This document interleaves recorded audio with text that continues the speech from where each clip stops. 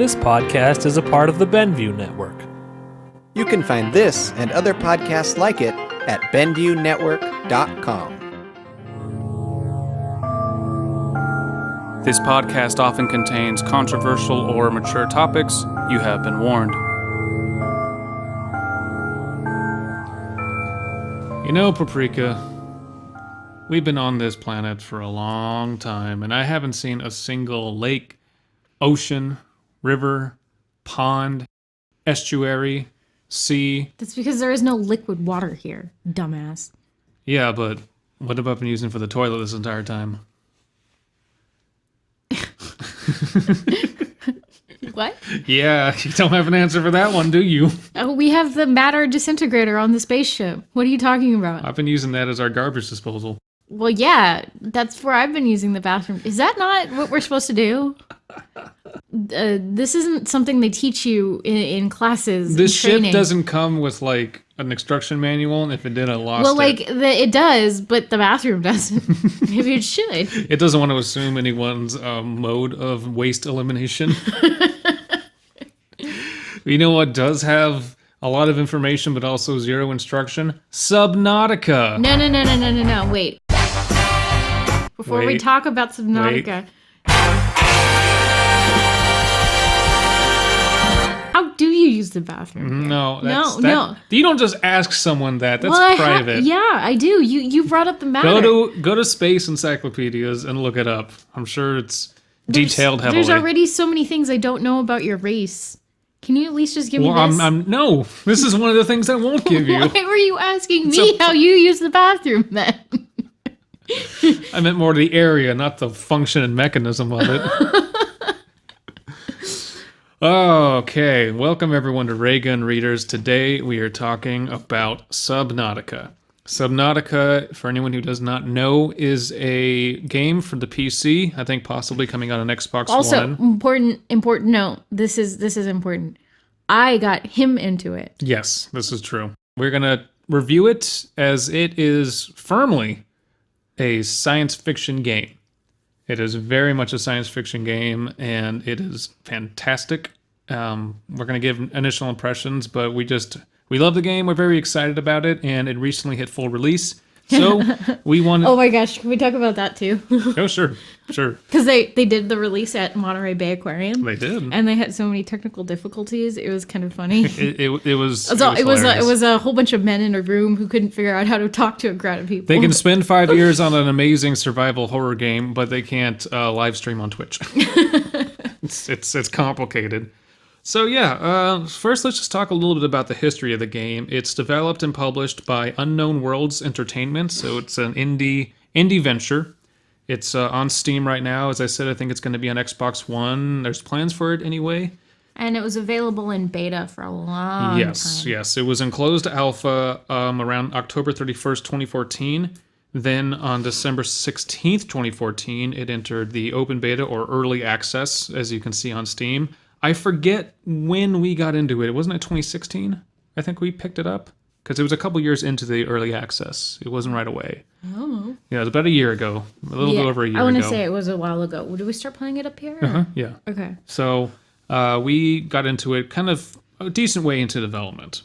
It was released properly on January 24th, 2018 of this year. So that's around 5 years of game development for an indie studio. Which is a long time. It is, and that's one of the wonderful things about early access. A lot of people don't like it, and I get it, but for indie studios, being able to build a game from the ground up and have constant funding can be a very good thing. And I think for Subnautica, this was a very, very good thing. First of all, what type of game is Subnautica? These are the tags, according to Steam: survival, open world, exploration, underwater, sci-fi.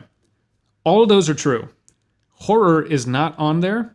Horror should be. And it should be on there. Well, the thing about it that it's kind of confusing as far as horror goes is it's not really a traditional horror game in the sense of jump scare. Well, I mean, in the sense of... But there are. Musical jump scares, I suppose. And, yeah, there are no musical jump scares. There's no Freddy Kruegers or... I don't know. Yeah, as far as typical horror goes, it's not really, that. Like, it has a lot of horror elements in it, though, in the sense that you talk about horror elements. We're gonna get into that, though, Oh I yeah, think? absolutely. So it is strange that it's probably the best horror survival game I've played in the past 10 years, and it's not classified as a horror game. And this is achieved primarily through the fact that it's all on an alien planet, and it's all underwater, or almost completely underwater. It got me scared to go scuba diving.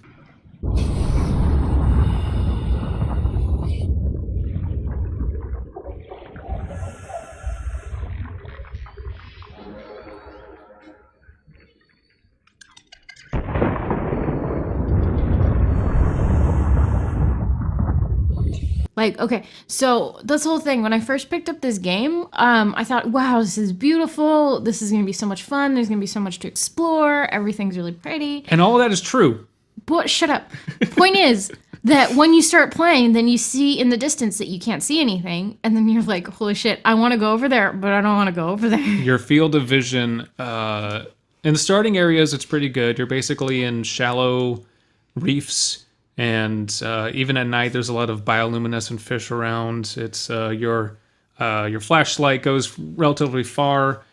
The deeper you go, like starting at maybe 100 or 200 meters, shit just gets murky. It gets dark. It's more than that. Like when you turn around and you look up and you see a creature that's like, what, 100 times as big as you, and you're like, holy shit, where did that come from? There's nothing in between me and it. It's in the water, and not everything makes a sound in the game right away. So you just turn, and then suddenly it's there, and you're like, oh shit. And it's like the better the graphics you have, the worse the scare. Mm-hmm.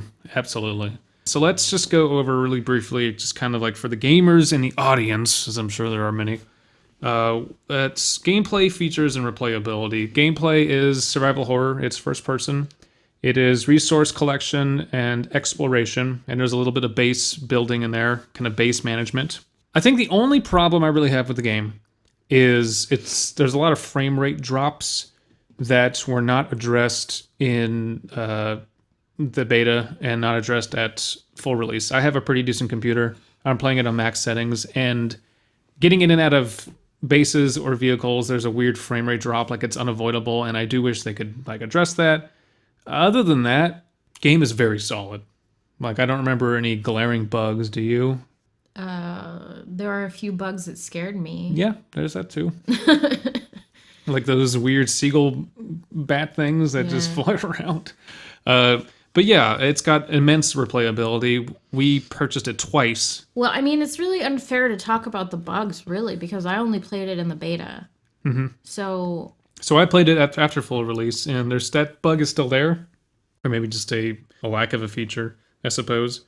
But yeah, there's no outstanding defects in the game other than certain upgrades and pieces won't really spawn in a certain area, and they should. Or they're like hidden behind something. And the game is about exploration, but there's just certain areas where you get screwed on RNG, and that's very annoying. Well, and there's also like when you're building your base, there's a few, annoying controls you have to learn. Sometimes stuff glitches out, but then like that's any game where you build. That's any game. That's any building game. The base builder could definitely be a little bit kind of gussied up, I suppose. But that's not the entire point of the game. No, and these are small nitpicks. The rest of the game is just absolutely gorgeous and very, very, very exhilarating to play. Upon first impressions, we both, I think, loved it. Played many, many, many hours. I played it a lot. I haven't tallied the total hours between the two of us. I'm sure it's shameful. Well, I mean, like, one thing that's worth noting, I only played it in the beta, but in the beta, there's a lot of stuff that wasn't in there that's in there now. True. And I almost felt like it was more scary because I've been watching you play a little bit of the release version, and there's less stuff, which means, you don't see the monster, you see this expanse. And while you're playing, there's a lot more creatures. They've definitely filled out the universe a little bit more.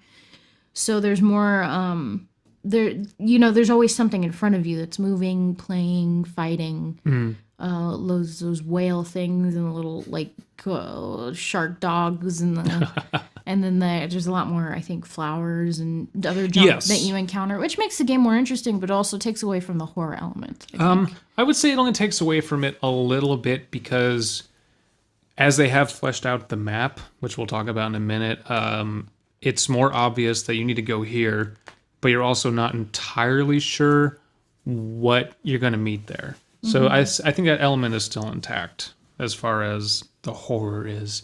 So let's just talk a little bit about the story of the game. This is going to be a lot of massive spoilers here. So if you haven't played the game... So don't listen to our podcast. Like, ever, don't, ever. Because it's just spoilers. Yeah, screw it. The one thing we won't spoil is where Abysmii goes to the bathroom, because we don't know. No, I do. I'm just not telling you. So the plot of the game is you are on this gigantic spaceship that has faster than light travel as part of some company called the Aurora.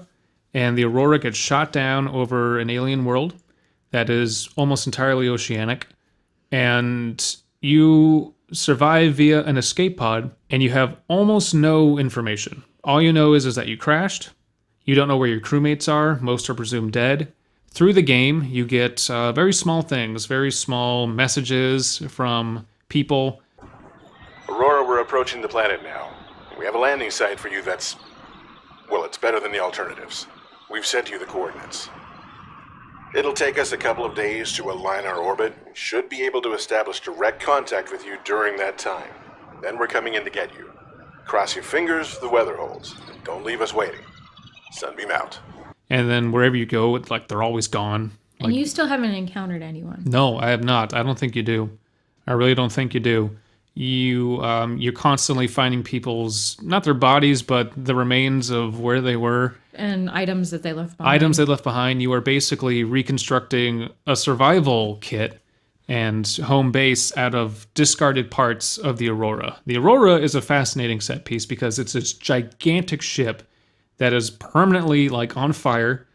It is at the corner of your map, like always there. Yeah, always really big. there. Biggest, most prominent structure above the water. Yes, it is a constant reminder of your predicament, which is just amazing as far as game design goes. This game is filled to the brim with life, and yet I've never felt so alone and isolated and doomed in playing a game. Because you're in an alien world, not just alien to the player, but alien to the character. Like everything, you don't know anything. And you're a fish out of water, oh but my God. But you're a human that's in the water. You're not, you know. Yeah, and the only voice you have, other than like recordings, is a computer that gets snarky with you now and then. Does it? Oh yeah, that's the one. That's one of the greatest updates they made in the full version. The computer goes. Scanning for what's a good example? Stuff like when you first eat a fish, it says, "Oh yeah, you're used to eating synthetic foods. That was probably horrific for you, wasn't it?" Or detecting a lot of Leviathan class creatures. Are you sure you want to be here? And just little things. One of the things that the developers said at their live stream was that a lot of these changes that they made on the game were based on critiques that players had given them based on their experience playing the beta. Yeah. So I have to wonder how much of this was like inspired by customer inspired, I should say. I think probably a lot of quality of life things was like ways the UI is used, ways that inventory is mixed. That would be my guess. Okay. But I think it's clear from a lot of areas being filled in, they had an idea, and it took a long time to realize it. Mm-hmm. So the point of the game isn't just survival. In the beta, it's just, okay, don't die. In the full release, it is get off the planet. And when you get back aboard the Aurora, which that's a difficulty in and of itself. It's core. Did you play it all the way to the end? No, not yet. The engine core explodes at one point and starts shoving radiation everywhere, so you got to go fix that. And then and that's like one of the chapters almost of the game. Kind of, that's like chapter 1.5, I would say. That's pretty early on. Yeah. Because it forces you to go. This game forces you to go and do stuff. That was in the beta too. Yes, it was. And as you explore the ruins of the Aurora, you find out things, you find out people's logs, you find out what kind of where you came from, and that's how they do a lot of exposition and background. So as you're playing, you start getting... You have a distress call going out constantly. Your radio doesn't allow you to talk to people. You can receive messages and send a distress signal, but you can't talk to people. It's a bit ridiculous, but whatever, your radio's broken. This is Sunbeam. You know Aurora. We're from a little transgov on the far side of Andromeda.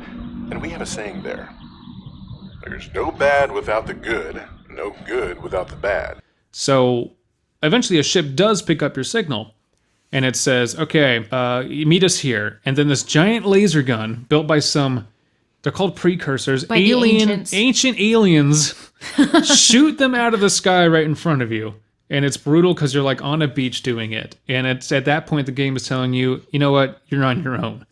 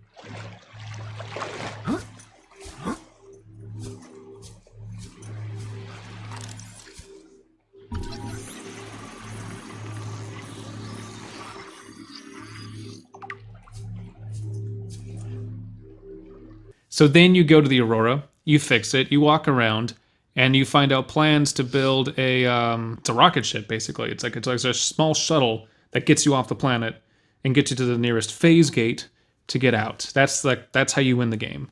And to do that, you have to just basically find a bunch of weird-ass materials. You have to go deep, deep, deep to get them. And that's how you play through the entire game. It forces you to pretty much explore the entirety of the map. Okay.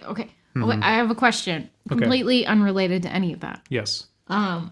So in the beta version, when we were playing together, we discovered a cave all the way at the bottom. It goes deep, deep, deep, dark, dark, dark, and then all the way at the bottom, it gets light again. Yeah. And in there, we found like some sort of humongous set of bones. Oh yeah. That is still there. Is that ever explained? Have you seen it? I have not been there yet because it's really hard to get there. I have to wonder if there's something there now. I've looked at other people doing it, and I don't think there is. Really? So there's some animals there, but But not like what they're suggesting was there. No, not another one. Yeah, that's one of the beautiful parts of this game is just the different biomes is fantastic. So you have like the tropical shoals, you have kelp forests, you have giant mushrooms, the Koosh zone, which is called a bulb zone now, I think. Which is lame because Koosh was cooler. And then there's a portion called the Lost River, which is an underground river, essentially. And if you don't know what it is, I mean, like, it's hard to describe. It freaked me the fuck out. Oh, it's so eerie. We went down, and in there is an underground cavern, and the purpose it serves, other than being fucking awesome, is also to have a lot of rare materials. So you get down there, and what was just dark, kind of seafloor areas is now this hazy green, empty cavern with a gigantic skeleton and of the light, who knows what. What's important to note is that all of a sudden it's lit again. There's an ambient lighting underneath all of the darkness. So like lower than bioluminescent, high pressurized areas. There's this area where all of a sudden it's just bright and lit up again. Yeah, well, there's nothing. It's empty. The music goes silent, and you just see the skeleton, and you are constantly looking around, going, "What's here? Something has to be here. Something has to be coming out," and it never does. And it's just the most on edge I've been in a video game because you're 1,000 meters below. You know that like if you die, you're screwed and you can't get back out. Oh yeah, that was one glitch that we had in the beta version. True, that was fixable, thankfully. But that was a terrible glitch. That was. We should talk about that. If sometimes you can get one of your ships stuck, and if it gets like stuck in this weird it was this like hitbox area in the environment where it was actually below the rendered area where you couldn't see it.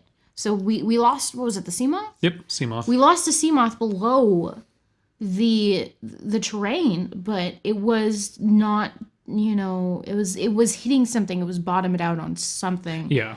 So we couldn't actually see it, so we couldn't find it, but it was on our radar. So it was really frustrating. And thankfully they knew about that, so there's a code you can put in the beta version of just like, relocate Seamoth or whatever, and it'll pop back up, which is great. That has not happened to me at all in the full release, I'm proud to say. Okay. So that's good. So that's what you can find in the game. Not only are there depths that are terrifying, there's just empty spaces that are terrifying. That's how good the game is. It plays on an unbelievably realistic fear of the deep ocean.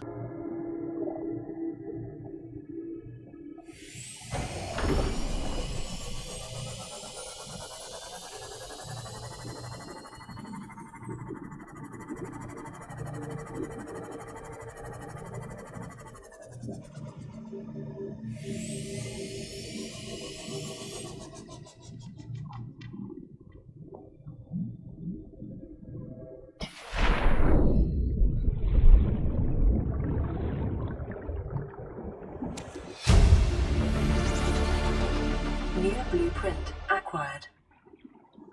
Of just Expanse You in just, general. which Because everyone has to some degree. I want to say that it's not really the fear of the deep ocean. It's the fear of Expanse. One thing that happens when you go underwater is you're suspended and you're surrounded on all sides by nothingness but water, right? So if you were out in space, I'm sure you'd have a similar feeling. Only thing is you could see in space. Sure. So, being in a cloud, like a Magellanic cloud or something like that would be... Define Magellanic Cloud for Oh, us. gosh. Early universe nebulous cloud. Sure. Yeah.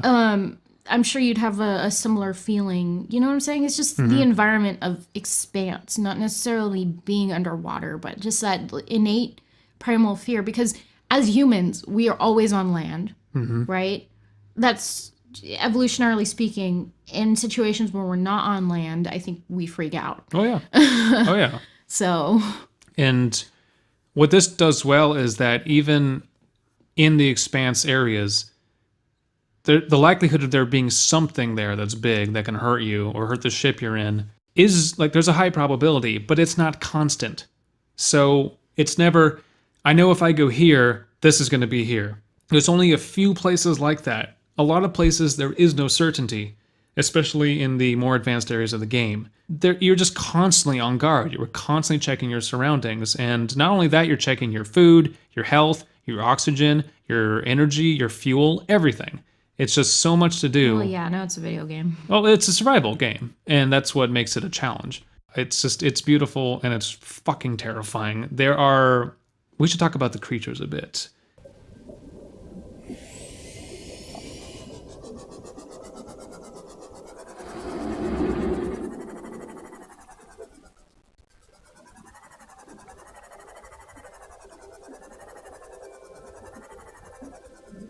Because what I love about this game is that the designers just had a blast making very speculative creatures. Some of them obviously very science fiction.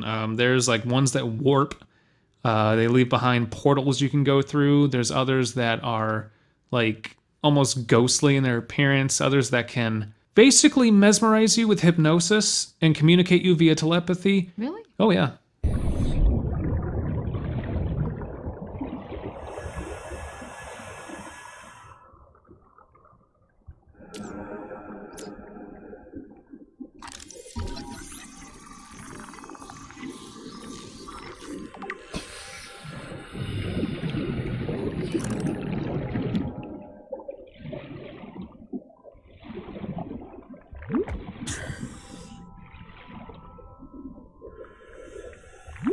It is your primary directive to swim closer to that beautiful. Be advised, a common complication for cave divers is loss of orientation, followed by eventual asphyxiation. Called mesmers. I haven't seen those. Those are new. They show up and they tell you should go down further. Just keep going down. So they're lanternfish. Kinda, yeah. But they're like not at lanternfish depths. Okay. That's what makes them terrifying. They But a lot of the other ones, when I'm playing it, I'm thinking, yeah, I could see that being a fish on an alien planet, because they're not too fantastical, but they are very much their own thing. Then there's the giant leviathans. There's enormous space whales.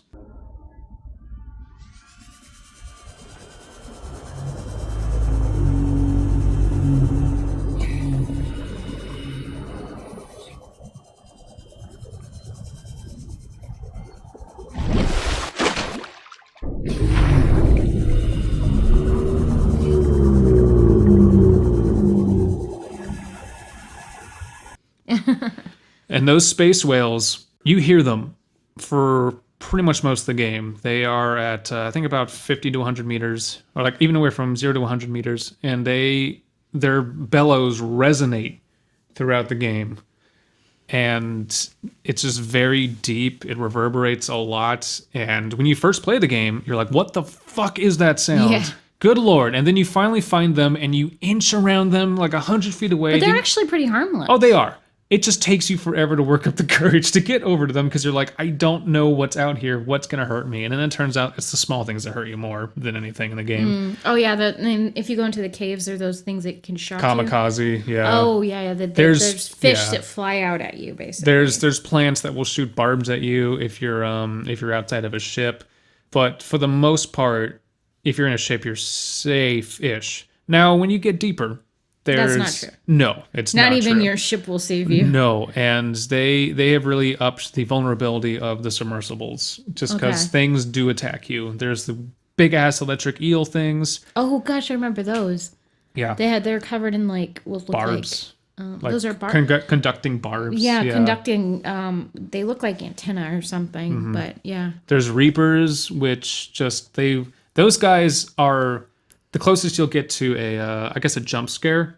Because sometimes you just won't see them. They'll be dark, and they'll roar. You'll go, wait, shit, where is it? And then it'll latch onto the front of your ship, scream at you, thrash you around, and just start fucking you up. Do you have any laser weapons you can use now against them? You have a stasis rifle and a repulsion gun. Okay.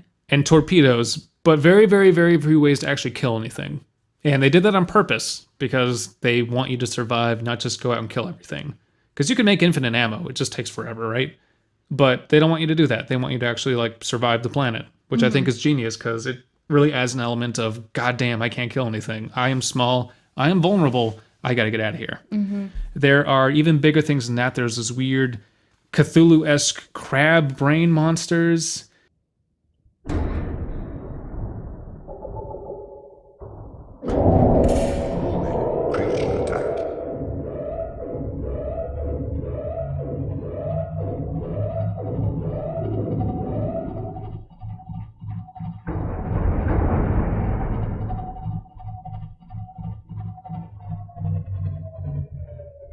There are... Oh my gosh, I don't want to see that. Oh, man. Yeah, basically... I've got footage, which I'm about to roll here, but yeah, those things suck. I stopped playing this game because it freaked me out so much, basically. Yeah, there are giant sea treaders, which are these enormous herd-like things that just walk on 3 giant legs, and they pound the sand and just crawl, and they don't hurt you, but oh man, they are also very scary for the first time you see them. And that's the wonderful thing about this game. Everything you do, every time you advance, is just exploration, and it's incremental. And you're taking your time, and you're absorbing the game. That being said, I do think they do a good job of rewarding you when you do go into these threatening areas. They do. There's a lot of really good rewards in terms of boxes and minerals and stuff like that. Yeah. And sometimes you have to go deep to get certain elements so that you can, do basic survival things. And by that time, you've built up your ships to have defense mechanisms, and you've got a good suit on, and you've got good weapons that can kind of protect you. And so there is definitely a reward system. It doesn't feel like it's ever too unfair, which is nice. And it rewards exploration. You find blueprints for stuff instead of having to find like 3 pieces of it sometimes if you're willing to risk it. And so there's a really good trade-off there. The game is primarily motivated by, okay, I need to build a base, and to build a base, I need these blueprints. To do that, I need to go to this island. To do that, I need to get this ship. So, those blueprints and the rewards, do they randomly generate, or are they in the same spot every They time? are relatively in the same biomes, just kind of scattered around, and not always at the same quantities. So that's what I was talking about earlier. Like, there's an RNG of, I should have found this modification station blueprint like an hour ago, but it was over here as opposed to over here, and that's kind of annoying because it's dangerous over here, and this is like one of the first things you can build. But other than that, it's pretty fair. One of the greatest things about the full version is that making a base is even more fun now. Like if you go to the Aurora, you can take posters and action figures and like make your base feel like a home, fun. as opposed to and it is terrifying going. Yeah, over it was there. like I was getting a little bit of that when I was making the base in the game. I was like, this is cool, but I mean, it's all pretty generic overall. What's really cool about it is the surrounding that you build your base in. True. Because you can actually build pretty deep if you have the right gear. Mm-hmm. So you can put your bases in some pretty beautiful terrain. You can. I'm a pussy, so I didn't.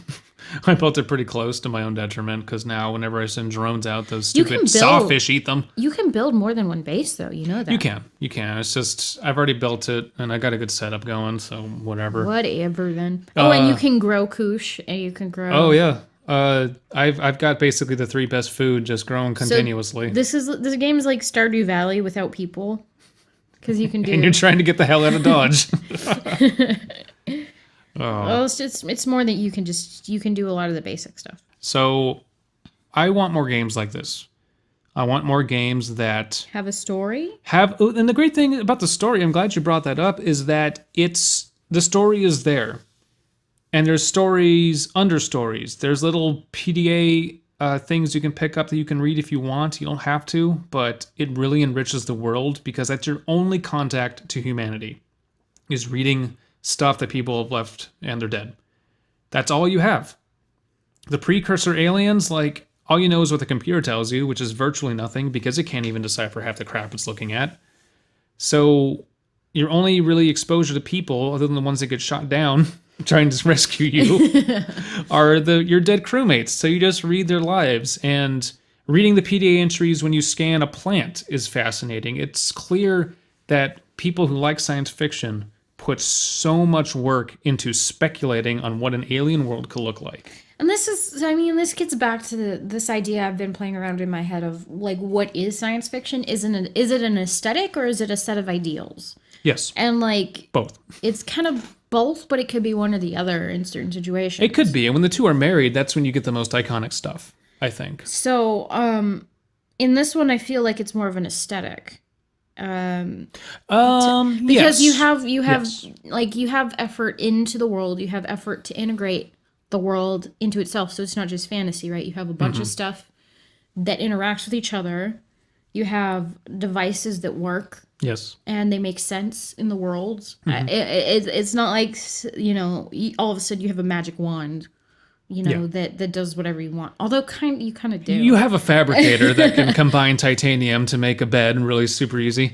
I don't know. Whatever. Yeah, I mean, there's definitely an element of fiction in there, but there's just little things such as explaining what bioluminescence is, explaining like how to combine salts and fish to make cured fish, Right, how to make bleached water to like distill it, stuff like that. Yeah, they have like recipes on how to make batteries and stuff like that. I mean, it's like there's acid and copper. That makes sense.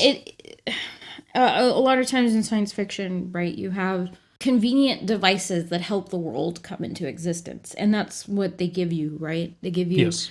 Oh, what's a good example? I can't think of one. The universal translator is a great example. Sure. Of just, it's a device. It doesn't matter how it works. It's there it allows us to put ourselves into more interesting situations. There's aliens. We can talk to them to figure out their problems. Right. Right. Yeah. So I mean, I feel like there's a little bit of that in this game, but it's okay Well, it because kind of has to be. because I mean, it's a survival game. You need on an alien world. You need something to be in your favor. They make a joke in the game of the Cyclops, which is your big submersible submarine.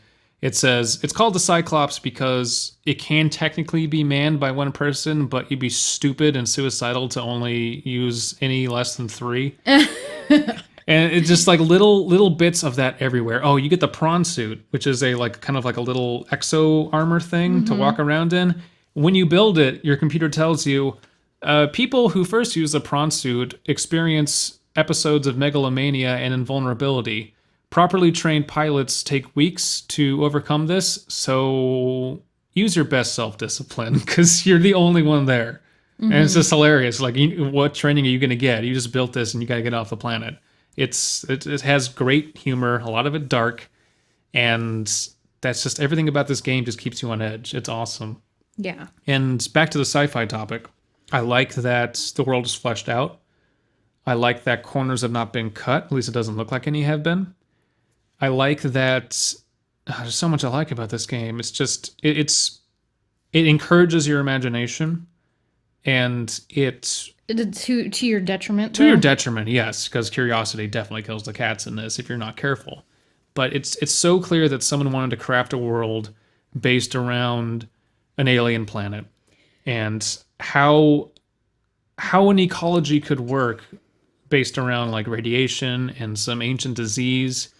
They're just like, and so many weird, just cool ideas. There are large floating islands that they say they actually they were asteroids at one point, and then they crashed down to Earth. But then these organisms called floaters brought them back up, and now they are making like there's an ecosystem on them. Oh, that's fun. It is Floating islands, you mean like above the water or on the water? both. Like the bigger ones up on the water. All of them are, because they say geological scans show that this was in space at one point, and now it's not. So it's just all this really cool stuff, and it makes you want to learn, and that's what good sci-fi should do. It should trigger your imagination and entertain, yes, but it should also, I guess, educate at some point. Yeah, I have to wonder if a game like this would encourage people to go into something like astrobiology. Well, there's a reason they had it at Mbari. Because I bet you tons of marine biologists were like, this game looks fucking awesome. I just watched Papreeka, our good buddy, the dinosaur expert, play Saurian, which is, when I was watching it, I was like, this is giving me flashbacks to Subnautica. This is, of course, Saurian's much more accurate, and real. But it's basically, hey, what would this look like? Let's put in a bunch of research. Let's put in a bunch of time and money. Let's get it to look as nice and just invigorating as possible. And that games like that, not only are they fun, not only do they entertain, but they like stimulate your brain, and I want more of that. And as far as the horror aspect goes, because this is a sci-fi horror game firmly in my mind, I think more games, if they want to be horror, should almost put the horror aside. Not entirely, but they shouldn't be like, oh my god, you're going to be scared out of your brain, and just have people be in a situation where they have to go out and explore, but goddamn if it isn't scary. Well, I mean, I think in a lot of ways, horror, horror in the way that we view it nowadays has been sort of ruined. In the sense that if you go in, you know exactly what's going to happen, and they give you what you want. They give you a formula, and you go for a formula. Yeah. In a lot of cases, like there are some outliers. But even the outliers, like The Cabin in the Woods, that wasn't really a horror movie in the end. I don't think it wanted to be either. No. The whole, like, Freddy Krueger, Jason, Saw, even, it's an aesthetic. Once again, horror is an aesthetic. It's not you being scared. Back to Papreeka, he said that dark is an aesthetic, horror is an emotion. Okay. And that's absolutely true. This game's aesthetic is science fiction. Its feeling is horror. Yeah, you feel scared to exist in this universe. Okay. And I think that's beautiful. Yeah. And you're right, a lot of games kind of just are like, blood, gore, blah, blah, blah. But then you get games like Resident Evil 7. I knew you were going to bring that up. Well, I mean, it's a good example because that one also makes you feel afraid. It makes you feel vulnerable. It keeps you on your toes. What was that one game that was a little while back where you just kept entering the same room over and over again? Oh, PT. And there was a picture frame. PT? What was that? That was a precursor to a game that got canceled. Oh, no. I know. But Resident Evil kind of took clues from that. And they made... it was supposed to be like the next Silent Hill, I think. And then that didn't happen. But yeah, Resident Evil did a similar thing with the teaser of going, here's a house. Enter it in as many times as you want. Try to solve the mystery. And it's disgusting. It's grimy. You think you're alone, but you're not. but there's not just jump scares every 20 seconds. In this game, there's jump scares, but it's more just you weren't looking left, and it turns out there's a giant monster right there, and it's your own damn fault. A jump scare isn't really the right word for it, because it's more like, when you're alone in a dark room listening to music, and then somebody taps on your shoulder. Yeah. That kind of jump scare.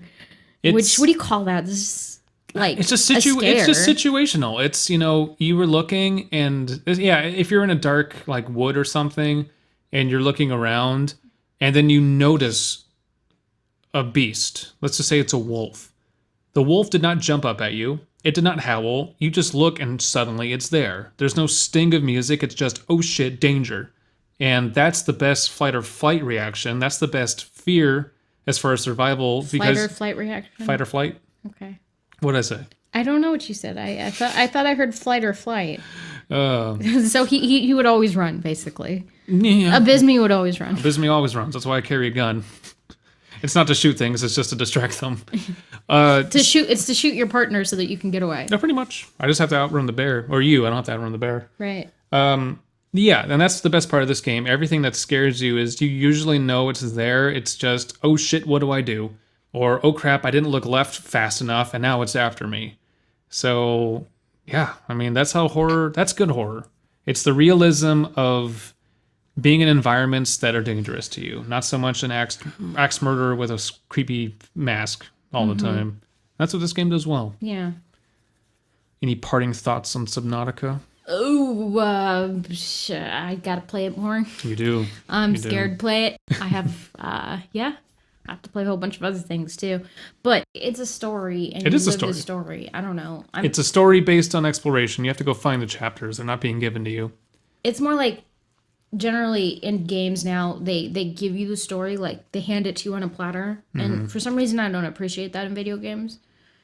But I appreciate that in books. I don't appreciate that in video games so much. Right, because when you're reading a book, you're reading a story. When you're playing a video game, you're shooting stuff. Yeah. And this, I mean, I think the story is integrated much better. It is, because it's the only way to progress the game is to go out and explore and find the things. And you can't find the things without also reading the clues. So they're intertwined pretty much perfectly. I know I got to go over there at some point because I haven't been there yet. I got to find a way to survive. So it's just a lot of back and forth. So I have a question for you playing this game. Do you have characters that you've read about, people that you have like mourned the loss of, like specific names? None that your character immediately, like, you're not told that, oh, you knew this person.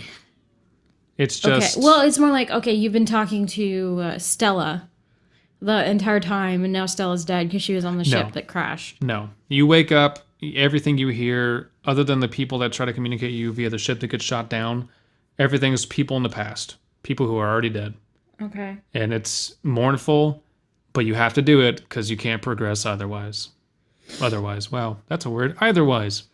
Yeah, Subnautica. I think it's like $25 right now on Steam. They paid us, by the way. Oh, it's not sponsored by Subnautica. Or Unknown... Shit, I already forgot the publisher name. Unknown Worlds Entertainment, I think. Okay. But... Unknown Bandai. I think $25 is a steal for this game, for the amount of hours that you can play it, for the replayability. Yeah. It's like, that's a steal. I mean, I haven't done it myself, but I'm sure some people would get into base building and like... Oh, yeah. Resource management and stuff like that in this game. So I mean, there's a bunch of replayability there. Oh, sure. You could make a giant base that runs itself, and that's pretty fun. Or you can just get through the game as fast as you want. Both are perfectly viable. Both will have a lot of fun attached to them. I really can't praise this game highly enough. It's really a diamond in the rough, and it's kind of a runaway hit. I had fun with it. I love it. I'm going to play more of it later. Probably before Overwatch or after Overwatch. I hate Overwatch. Why do I play that game? We're not sponsored by Overwatch either. I'll take Blizzard's money. They got that sweet Activision money. I'll take it. How'd they get it to us here, though? PayPal. We have PayPal? We should get one. Donate to our PayPal. Well, that has been our Subnautica review. Thank you, everybody, for joining. This is our newish type content, but we're going to get back to reading stories next episode. So look forward to other movie reviews we might do. We also do movie reviews on the Witching Hour podcast now and then. We'll be sure check them out because they're just an awesome horror podcast. So we'll let you guys know when we do that. Any plugs, Papreeka? None that I'm willing to share with an audience. Ha ha ha ha. No one's made that joke before.